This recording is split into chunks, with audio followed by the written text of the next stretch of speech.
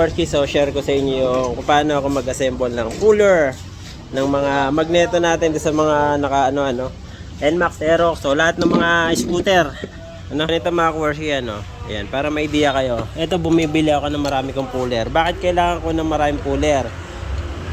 Kung gusto niyo ng siguradong baklasan ng magneto mga Kuwarski, dito sa may shop ko, hindi tayo basta-basta salpak lang ng salpak ng cooler. Yung iba kasi kahit kalbo na, sinasalpak pa rin. Ayan, tingnan nyo Ang gagawin ko rito mga Kuwarski, we-weldingan natin itong mga nut nito. So, tanggalin ko muna isa para may idea kayo. Ayan. So, tanggalin ko muna. Ayan. Kung mapapansin nyo, mayroon ako nilagay na nut. 22mm po yung mga Kuwarski. Sundin nyo itong proseso ko para po may idea kayo sa mga kapwa ko mekaniko. Ayan. So, i-share ko sa inyo yung nalalaman ko pagdating sa mga cooler para hindi po kayo nasisiraan ng magneto.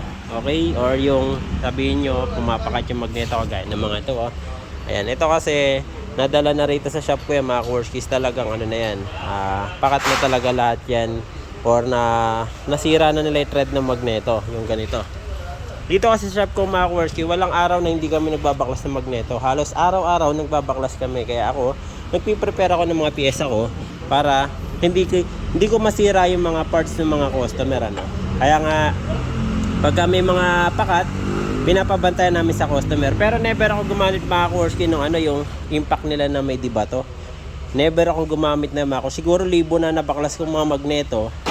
Never akong gumamit ng ganun mga Kuwarski na dibato na na magneto. So sa mga experience ko dito sa may shop ko dito sa lugar ko, 3 pa lang ang na-encounter namin na pakat. Hindi pa kami nakasira na yan. So madalas dyan galing sa iba. At hindi po kami nakakasira. Tulad ng sinabi sa inyo, nagpiprepare ako ng mga gamit ko. Ayan. Pag alam kong komplikado yung thread ng magneto nila, papalitan natin ng bagong mas maganda. So, ganun ako rito mga Kuwarski. So, kaya po nakaganyan, nakaipit mga Kuwarski. Kaya nakaipit pong ganito, we-weldingin kasi natin yan. Bale, ito magiging gagawin natin pang impact doon sa sa magneto para po sumagad ng todo tong ating magneto puller. Kasi malaki ang trabaho pag naisasagad po ng tama ang ating magneto puller. Dahil pag hindi po naisagad ng tama yan, doon na po nagkakaroon ng problema yung pinaka thread ng ating mga magneto. At pagka hindi na ipasok ng tama yung magneto, kumalas, sasabihin na nagbabaklas, pakat. Actually, hindi po ganun yun. Never po kasi kami naka-encounter dito mga Kuwarski na naisagad namin yung puller tapos nabaklas yung thread. Never po. Maliban na lang kung galing na sa ibang shop yung kanilang mga magneto mga Kuwarski. Kasi yung pakat is nasusolusyonan yan. Maraming way dyan. Ang talagang tools ko dyan mga Kuwarski, demo ko na lang sa inyo. Ito talaga ang tools na ginagamit ko. Para ma-idea rin kayo. Ganyan kalaki ang power tools ko. Tignan nyo isa. Diba? Yan. Yan ang sikreto mga Kuwarski. Hindi na sikreto yan. Sinabi ko na sa inyo. Diba? Ito ginagamit namin pang impact para sureball baklas ang magneto. Kasi kailangan kasi mabigla. Dahil pagka nabigla ang ang impact, sureball yan, tanggal yung magneto.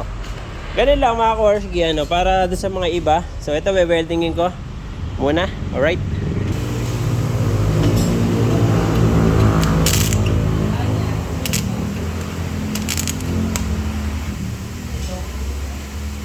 Yung ating ground game.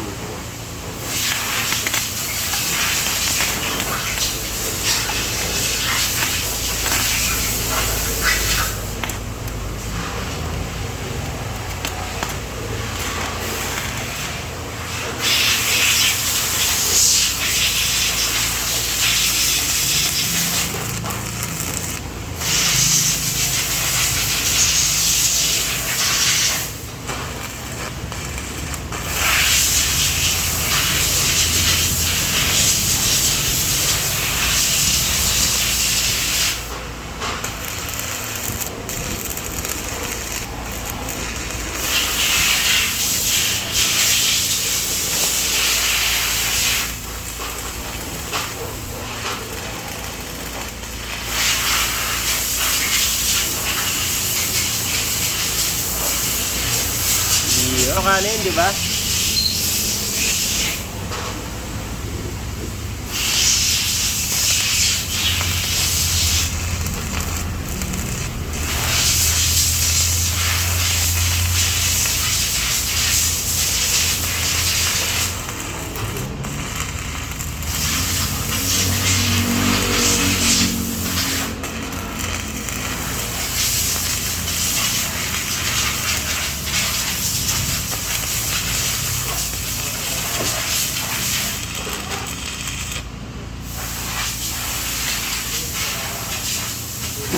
Okay, so ayan, tapos na mga ka-worski, ano.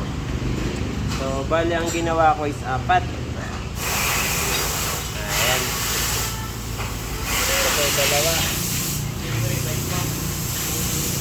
So, patayin nyo lang yung parang hindi matatanggal yung pinakanad niya pag ini-impact ninyo, ano. Susurbol na to. Request ni boy, ano ba yan? Nagpa-request kasi mga kasama natin na wala na raw tayo ulit na ganda. So, weldingin nyo lang mga ka-worski na ano yung hindi lang baga makaka-impact. Ayan.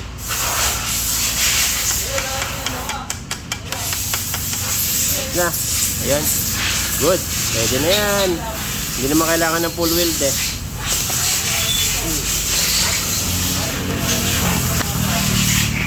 Okay, so mga ka-worski, ganun lang. So, papalamigin ko na lang, ano. So, ngayon tatanungin niyo sa akin, sayang yung kabila.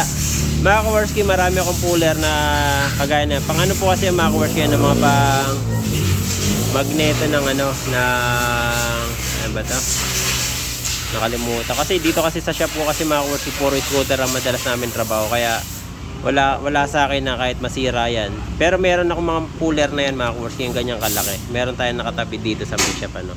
Bakit kadami kong kinukuha ang puller? Kasi nga ayoko makasira ng magneto ng mga customer. Ganun lang kasimple yung mga ka-worski, ano. So yan yung mga nagawa ko. Bali 4 yan. Yan lang. Yan na, request mo. So bali 22mm mga ka-worski, ano. Pwede naman yung tatabasan nyo. Dati kasi ganun ako tinatabas ko. Pero mas mainam kung i-weld ko. Dahil mas maganda kapit ng impact. Tsaka pantay na pantay, ano. So ayan mga ka-worski, para may idea natin sa mga kapwa mekaniko, pwede nyo na pong gamitin yan. Bambaklas, ang gagawin nyo lang, pag ilalagay nyo na sa magneto, impakin nyo po itong itong 22 para sumagad pa po ng tama yung ating puller. Dahil pagka sumagad ng tama yan, never pong kakalas siya mga ka-worski. Ayun lang, ano. So sana may natutunan kayo sa video na to. Ayan, sa mga hindi pa nakapollow, follow po kayo mga ka-worski. And dito sa mga gusto magpagawa, mga ka-worski, dito kasi madalas dito mga ka-worski, apura baklas ko ng magneto, ano. Siguro sa isang araw nakaka3-5 kami mga ka-worski. Ganun ang napakadami nagpapabaklas ng magneto rito. Gawa nga may mga problema kasi mga NMAX Aerox mga ka-worski, ano. Sa mga may problema sa NMAX Aerox, naka full set na ng CVT pero sablay pa rin. Pasyal nyo dito mga ka-worski, ano. May problema kasing electronic yan na hindi ninyo alam. At yan naman ang ide-demo ko sa inyo rin sa may shop. Sa mga nais magpagawa, pasya na lang. Alright.